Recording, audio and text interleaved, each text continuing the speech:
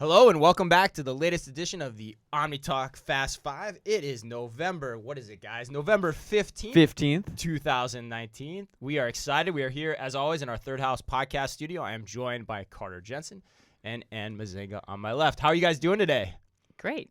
Mr. Miami Vice on the other side of the table here. I'm know, feeling good. I got a new haircut. Got the glasses on. Yeah. Everybody's If you're not watching the video, his shirt is buttoned down 4 buttons. Oh my God, so much. If you're not, you chest hair. soon will be, or absolutely you won't be. Or let this be a warning not to watch the video. right. maybe. YouTube is pre-declined Parental the advisory. content. Yeah. Yeah, but no, I got a lot of requests for haircuts after the last few videos, the last couple weeks. So I took care of that, and so I'm excited. But it's been a big week. We've had a lot of fun, some cool articles this week. We visited the McKinsey store, and we wrote about that and kind of just how it didn't really live up to our expectations. Carter, I know you went there too. Yeah, I channeled my inner dad. Like I really got my actual shopping mindset on. So myself and Charlie went over to the McKinsey store. We spent a good half hour in there kind of experiencing each one of the things that they had put up there. And Chris, I know your article just came out this last week, and I could not agree more with the way that you approached the analysis of it. Oh, thanks, man. Yeah, totally. What'd you like about it? What'd you agree with? Well, I've always been a big fan of. This is going to sound trivial and minuscule, but I've always been a big fan of the tap to learn more kind of thing. And the issue is that I didn't see the benefit from it. And so every time we look at retail technology, we're always trying to figure out does this make my life easier? Is this going to elevate the shopping experience? And though the technology was really slick, there were not a ton of barriers. I didn't fully grasp how or why that type of experience would elevate the reason why I'm in store. Mm-hmm. So we could talk about this for hours, Yeah. but Chris, your article's out, which I think is a perfect depiction of what that whole thing is. And I'm excited to see how this story kind of continues to unfold as well. What else they put in there, what else they do with that space. Absolutely. It's a cool idea. I give them a lot of credit for doing it. It's the first time. I think anytime anybody has a first time, you got to give them a lot of latitude. We'll see what they do the next time. Yeah. And it's been an interesting week on a lot of fronts. We've had a lot of interesting people in here this week in Third House. We had the Target Chief Creative Officer in here this week. We had Mall of America's leadership in here this week too, which was a ton of fun. They're a big sponsor of ours as well. And then we also had Fabric, formerly known as Common Sense Robotics, in here checking out this space too. So one of the cool up-and-coming companies in the hyper-local micro-fulfillment space. I feel like my desk is going to get lost. You guys keep packing people in here, and soon enough you're just going to forget about my little space. Oh, Carter, we'll never forget about you. We'll never get forget. It's slowly the more the merrier. squeezed out. It's a big slowly party in squeezed here. out. All It's these a great big time. names coming What's in. the guy in Office Space? Milton. There's always a Milton desk for perfect, you, thanks. Carter, Great. and a red In the swing storage line room. Stapler. Excuse me. Jeez, I can't talk. And Shop Talk this week, man. Shop Talk drops the hammer with one of the hugest announcements of recent memory. That And was what's amazing. your take there? I'm so excited. We got to interview Zia Daniel Wigder. She's the chief content officer for Shop Talk, to talk to her firsthand about it. And I was excited once we read about it. Shop Talk, And what was for the those of you that announcement don't know, the Shop Talk announces all women speakers. And the coolest thing I think about what we talked to Zia about was that, she doesn't care what you have to do to get a female representative. If you have to have an investor, if you have to have a client speak on your behalf, it's brilliant. Like, no excuses.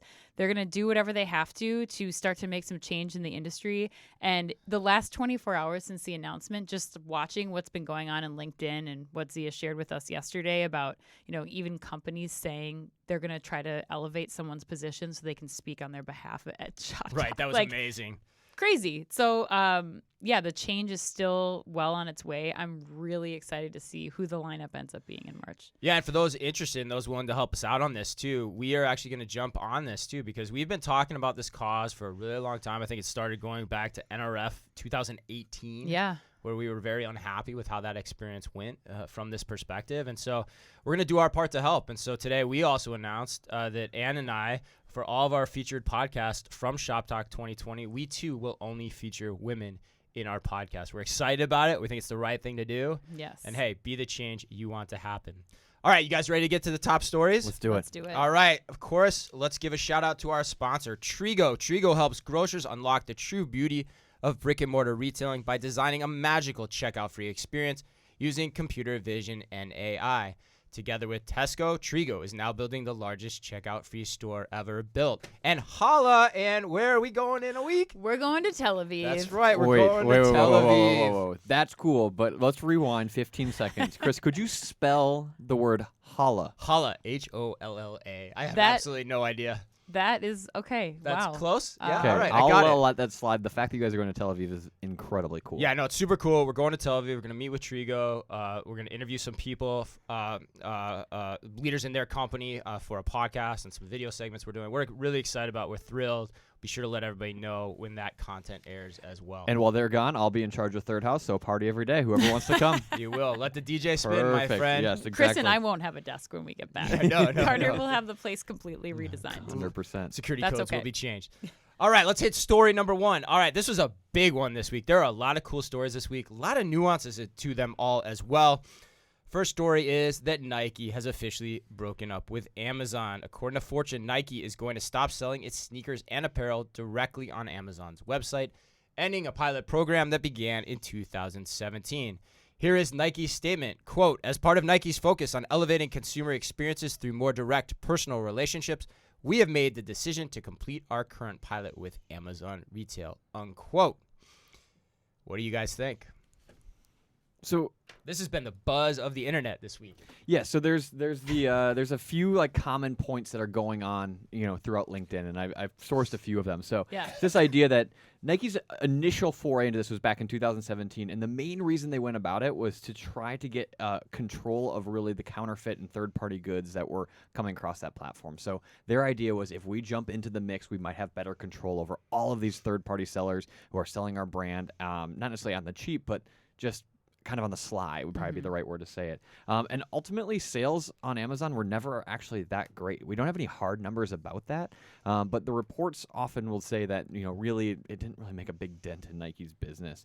And as people who are familiar with that line of products, they weren't putting their best products on Amazon either. They were putting the very run-of-the-mill things you might need overnight. It's like what you used to get at JCPenney's back in the day. Totally. Yeah. And here's the deal. Seriously. At the end of the day, it's about consumer.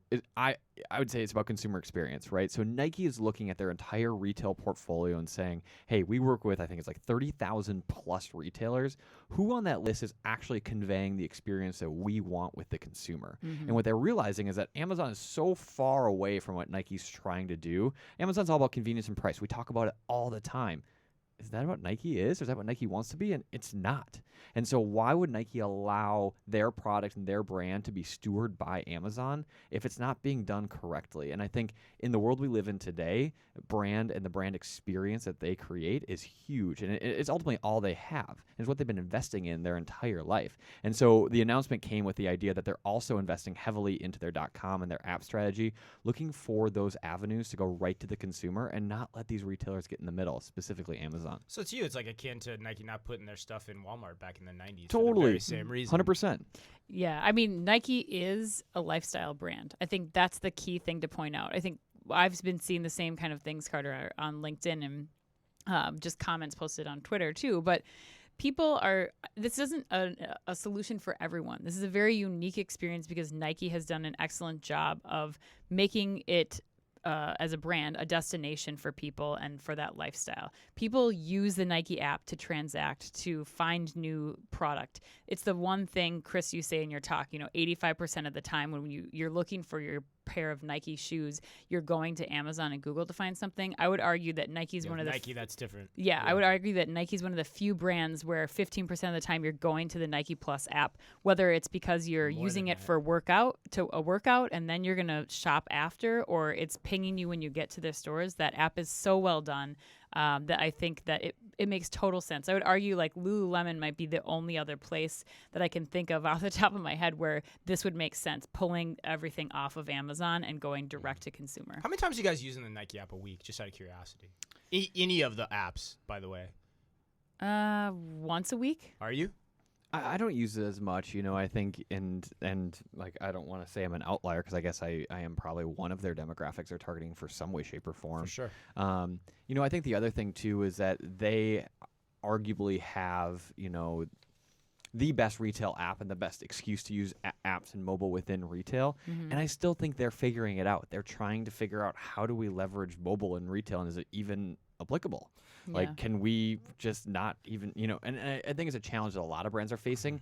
Nike has just that kind of leading edge simply because so many people have their apps, so the barrier of download's not there, and they have the resources, and I think they're putting it towards that. At the end of the day, we might determine, or Nike might determine, I speak as we as like retailers in general, but Nike might determine that mobile has no place in retail, specifically for that experience. But I think they're trying to figure that out. Yeah, I mean, we heard. I remember Nike on stage at Shop Talk. I think it was 2018. I was really impressed just in terms of how they're thinking about all the assets in their portfolio, from their mobile app development to everything. One of our buddies, Carl Boutet, had a really good summary of this whole thing on LinkedIn. If you have a chance to check that out or to look that up, I highly encourage it. But yeah, I mean, I'm on that app. I'm on the app daily, believe it or not, you guys. And I don't even buy stuff. I just go to look at it and check it out. I just find it interesting. But here's the thing for me with this story. At the end of the day, I think the only reason we're really talking about it is because it's Nike and Amazon. When I look at what we do and we focus on education and talking about the industry, I don't actually think there's that much here to this story because so few companies are like Nike.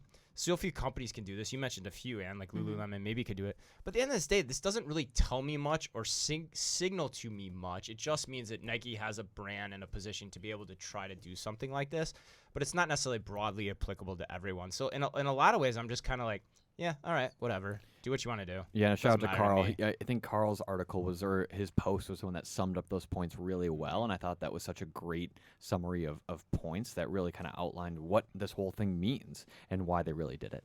Speaking of Carl, he also made a prediction about story number 2. Carl's getting a lot of shout-outs this week. Wow, Carl. Find his Hope you're LinkedIn URL. listening. Yeah.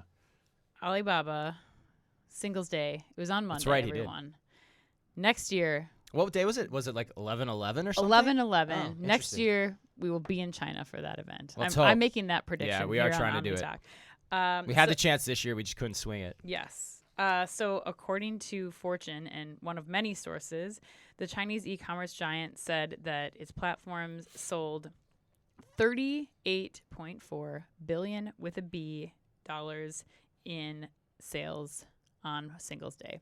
So they did a few things. They had you could do pre-orders that would be transacted on the on Singles Day.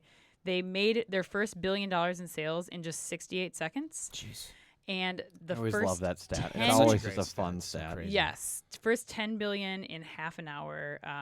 Everything from electronic gadgets to fashion items. This year they were really big on the live streaming. Kim Kardashian even debuted her fragrance line via live stream on Tmall, among several others. And also Taylor Swift, an Asian pop icon gem who Chris loves, performed.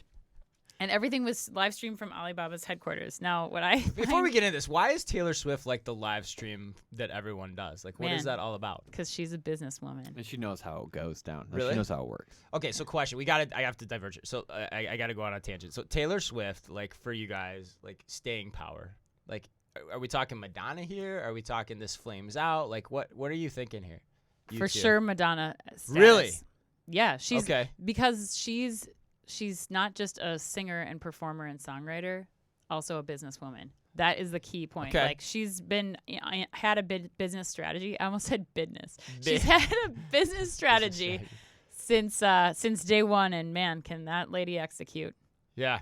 Carter, do you think the same Yeah, thing? she's an icon. She's an She's icon. an icon. And like, imagine when her first album came out. I think it was the early 2000s, probably. Yeah. Yeah. Right. Like, and she has figured I out don't a even know if way it was that far back. to Yeah. evolve She's not- her. I mean, she was a country artist. Yeah. Evolve her lifestyle, or evolve her not lifestyle, but ultimately became her lifestyle into a Yeah. commercial property. I dare you not to like bounce a little bit every time she has a new Yeah, single they're that comes catchy. out. I don't comment on what I don't understand. That's like a rule in my life, so I'm just gonna let this one go. But anyway, back to Alibaba. That's just so fast. She is like the live stream.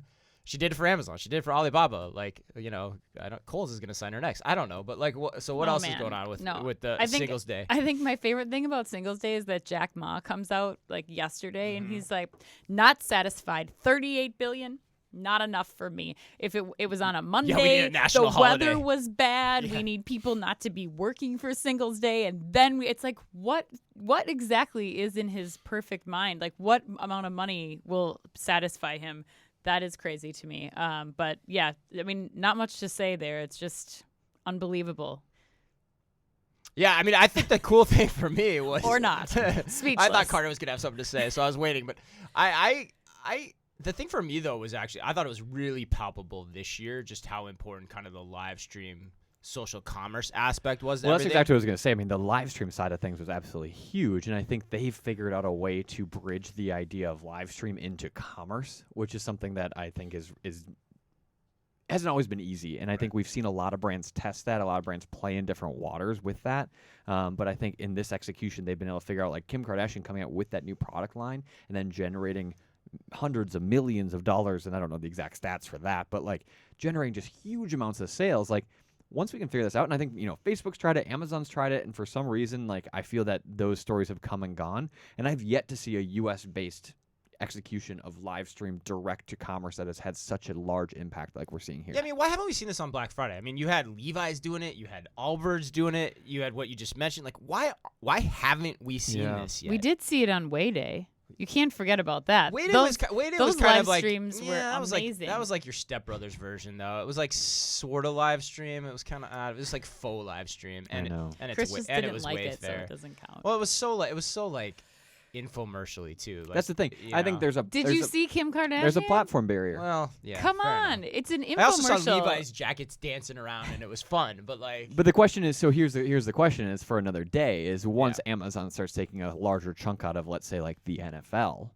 Right. Like, what is the commerce model that can be layered on top of that? Mm-hmm. Did you see? He's now rumored to be buying an NFL franchise. By the way, shout out to Matt Bowen. Like, that's crazy. In addition to everything they're doing from a TV perspective or live rights perspective, I should say that's a better way. Well, speaking of platforms and accessibility. Facebook, right? We can't not talk about Facebook. Ultimately, Facebook is taking on Venmo with a new payments tool that can be used across their family of applications. So here's the deal. The new service is called Facebook Pay. It's launching on the core of Facebook and the Messenger apps to start, but will later also appear in things like Instagram, WhatsApp, and the entire family of Facebook apps. So Facebook already has allowed people to send money ultimately through the Facebook Messenger app, but with this Facebook Pay, users will be able to send money to other people via Facebook and ultimately accept payments, et cetera, et cetera, et cetera. So this comes on the heels, obviously, of the whole Libra scandal, of their idea of putting a new currency into place. But ultimately, what they're doing is they're layering on more and more value onto these platforms that everyone has on their device. So let's just look at Messenger, for example, right? So Apple, iMessage, Facebook, Messenger, you have a couple other competitors in the mix. But at the end of the day, people are packing, or companies are packing as much value as they possibly can into these applications in order to, let's say, be the exclusive provider for everything you might need, right? So now, why would I ever leave Facebook Messenger when I can pay Chris with that? I can connect with Chris. I can send him a map. I can figure out what movie we're going to later, and we can order food all via the Messenger app.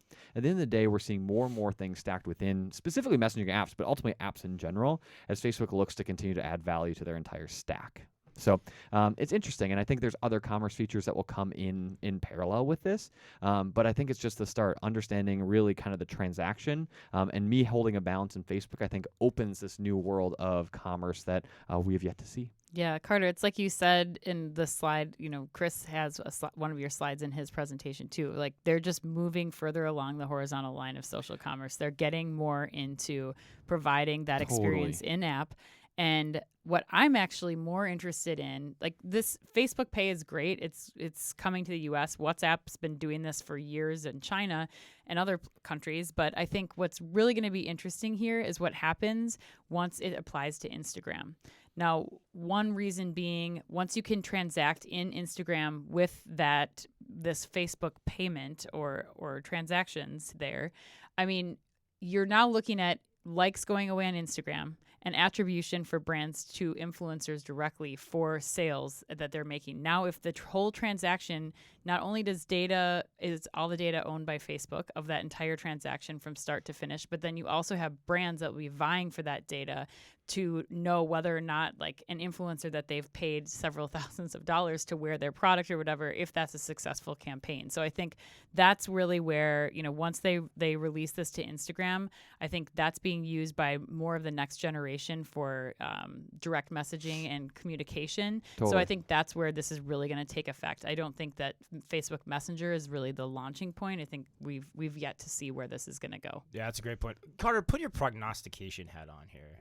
Emma the intern is gone, so we're gonna have you cover both the Gen Z and millennials, which I think feel young. Which you're very apt to do. You're very able to do that.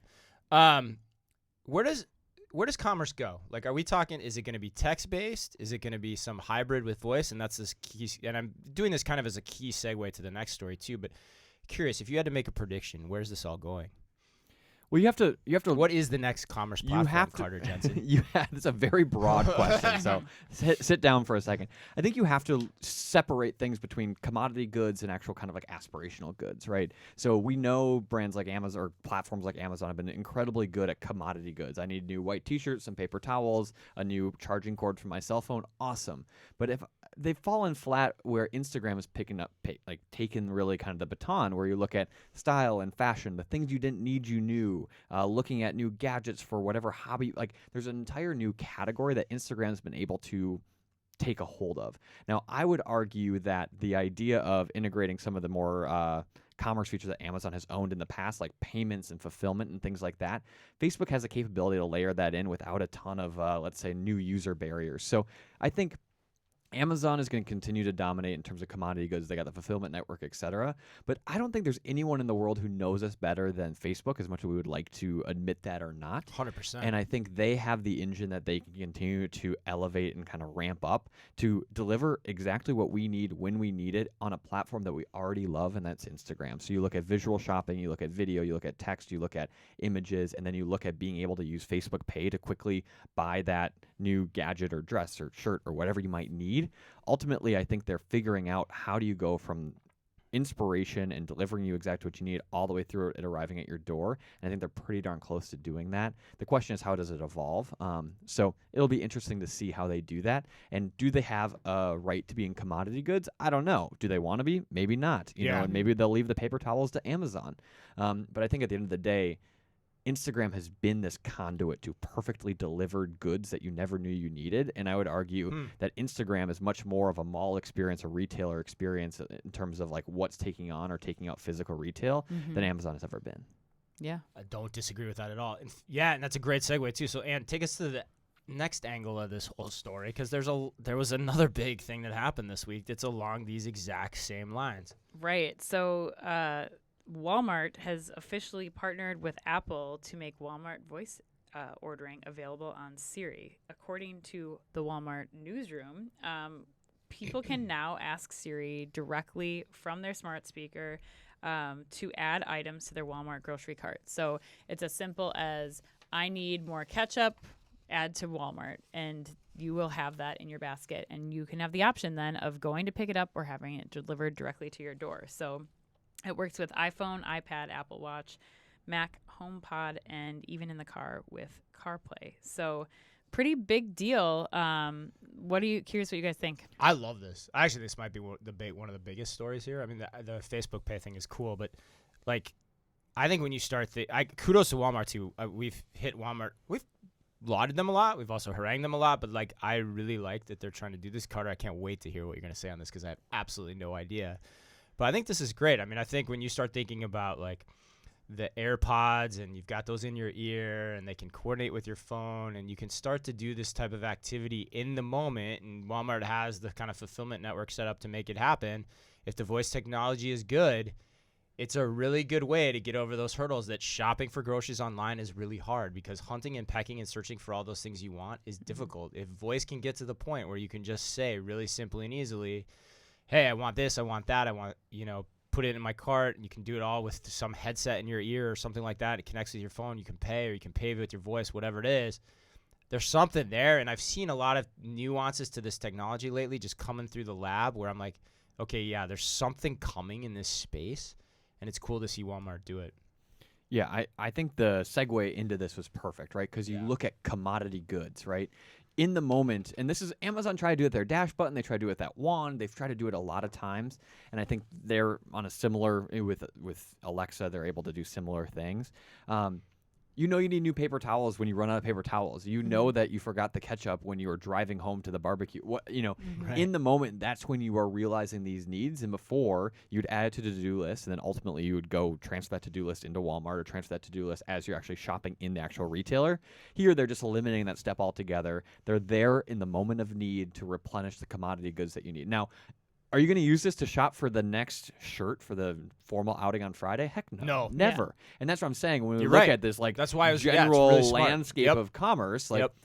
that type of world's going to be owned by Instagram, visually focused platforms, etc. Yep. This type of world's going to be owned by the Amazons and now Walmarts or Targets of the world, looking to figure out how do you minimize barrier and friction and the distance between that need state and actual fulfillment. And I think ultimately, if we keep going on this path, I am confused why auto replenishment hasn't taken off more. Because as much as we hate it, we are very regimented in our routines as humans. Like, I need paper towels every 3 months. I need new T-shirts every 12 months. I need etc.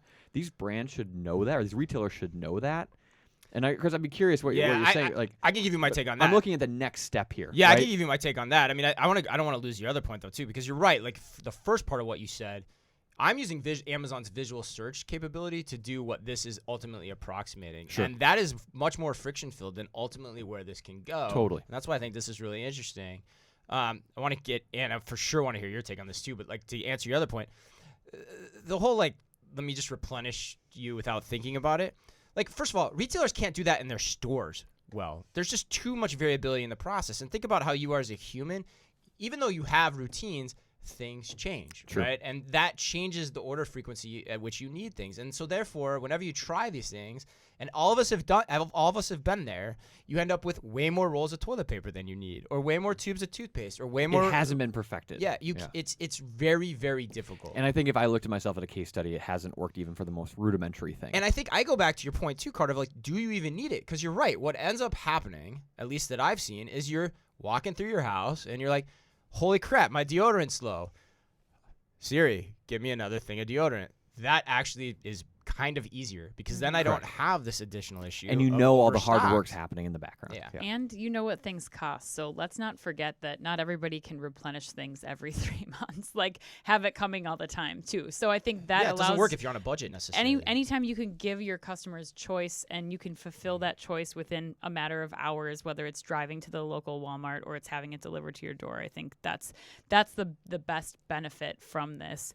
To that point, it's kind of like you said with the McKinsey thing, Carter. It's like sometimes the simplest answers are just the best answers, not the ones that require the most algorithms to process and figure out what the or answer the fanciest is. new technology, or just because your iPhone can do it doesn't mean it's supposed to happen. I think this is a Trojan horse. I'm going to come in with my Whoa. Amazon conspiracy theory here. Whoa. We need to get an actual tinfoil hat. Trojan horse. What do you mean Trojan horse? Amazon's opening grocery stores next year, you guys. They will know every single thing that I buy at Walmart, and now they can come back and be like, hey, you mean red herring. Yeah, okay, got it, yeah. Like versus Trojan horse. Well, Trojan horse is like, the thing you like bring in and Amazon you don't know. is the Trojan horse. It's in your house. Amazon's a Trojan horse. Okay, yes. got it. I thought you were Amazon saying is a Walmart Trojan was horse. a Trojan horse. Okay, it's I in got your it. house. Got it. Right now, Walmart has no other. They have to go do this if they want to have any, if they want the market share for grocery delivery. But hang on, isn't that why though they released it on Apple-owned products and they haven't released this feature on Amazon-owned products?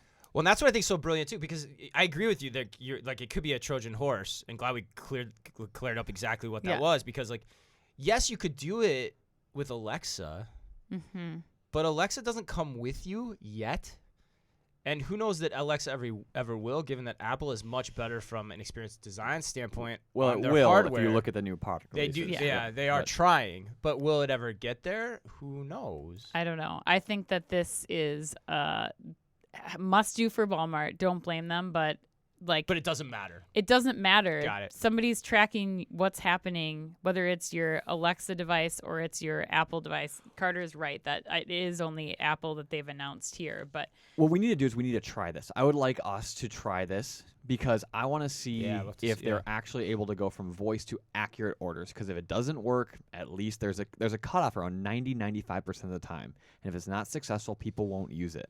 And I think that's what I'm really curious of. Can Walmart make it work? Although, and that's the now versus the future of when can it work. But so that's okay. So that's interesting. So you think I'm just scared of Amazon, which you is still are frightened of Amazon. The tinfoil hat is on even in this story. Yeah, I mean that is gonna shake it all up. That is amazing. Anyway. Oh my God. Okay. Close this out, Chris. All right. Speaking of, this one is not a Trojan horse, but this one is sad. Is it a red herring? Very sad. It's definitely not a red herring either, I don't think. This is maybe more of a canary in the Carter, coal mine. do you even know what red herring is? I don't know what any of this is. I'm just standing over here.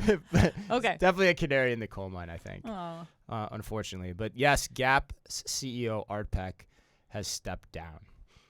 He served there for 15 years, and he was renamed CEO in 2015.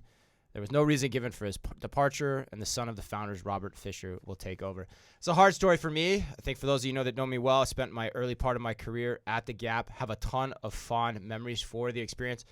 Quite possible it's probably the most formative part of my entire retail career. I think I learned more there in the 4 years I spent probably than I did in the 15 years I spent at Target. Like there were just so many amazing people there, from Mickey Drexler to so many mentors I had there as well. It's sad to see. It's a brand that I wish could come back.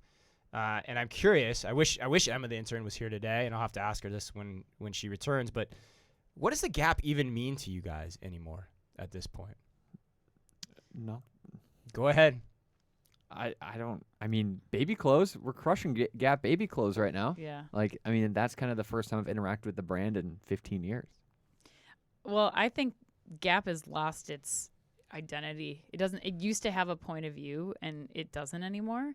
And there's a lot of other companies that are out there going after doing basics better for less money, and they lost their way a little bit. And I think that if I were in charge of the Gap comeback plan, I think I would explore doing like a white label store of Gap product with a smaller scale product and giving it a point of view, so that, and not telling people it was Gap, but just coming out with like, this is X brand or whatever, and now it's coming out and still like sourcing the same materials, but just trying to like reimagine what that point of view could be. And I think it would do really well. I think there's a use case for good quality basics, but right now it doesn't mean anything, and it's more associated with being 60% off all the time than it is anything of value. Yeah, that's what really frustrates me. Like, and Carter, I'm not surprised you say it doesn't mean anything to you, but like what really frustrates me is like back in its heyday, it was a great place to go for just good quality basics that you could wear to work, that you could wear on like a Saturday out at night or during the day. And I actually don't know where that place is anymore. Would you say, though, the strategy deviated from that, or were they always that? I think somewhere along the line, they've lost that. Because I think there's a gap in the market right now for that. And that's what I mean. It's like, but who picked it up? Pun intended. Right, yeah, wow, good job. Didn't even try that. That was pretty good. But am I wrong? So you're saying that's true. Like, I don't know where that is. Who is that? And why? Like, and to your point, why haven't we filled that out? Why haven't we figured that out? So you're saying start over, Ann. Yeah, I'm saying and start go from for scratch, because I agree. think the Gap, there is a gap. It's either going to a big box retailer discounter, Amazon Essentials, or your Target or Walmart to get your basic tees, or you're going the other end where you're doing high-end like James per se t-shirts that you're spending $60 on. Like that's what there is. There's no in-between ground. But Gap, you can't justify paying $20 for a Gap shirt anymore. No one expects to do that. They expect to get a $24 Gap shirt for $5.98 and 4 of those whenever they're on sale. Like that's what Gap means. I think the perception of the brand. I think there is a market though for the $19.99 or $14.99 T-shirt that's going to last more than 3 washes. Right. Yeah. Look at H&M. I mean, they've got to come back. They've got a collection that's been coming out. They've been doing really well, and that's where they're hitting the price point.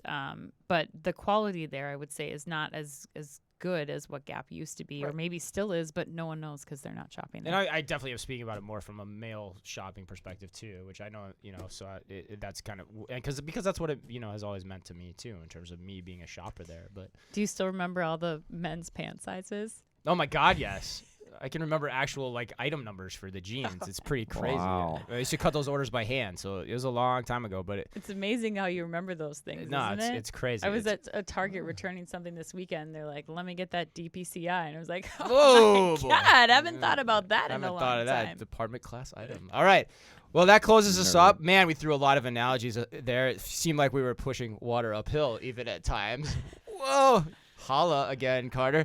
But we got some fun things on tap for the rest of the week. Carter is going to help me set up a new computer. I got a new computer this week. Okay, when was the Super last pumped. time you got a new computer, a new brand new MacBook, and you haven't opened it when it's arrived? It's been sitting here for over a It's week. been killing me, It's Carter. absolutely insane. Yeah, you're right. I've waited 6 days to open this The thing. productivity of OmniTalk is about to Triple. Yeah, if you triple thought we were for productive sure. before, wait till I get Yeah. a computer where I don't have to wait to type the letter C.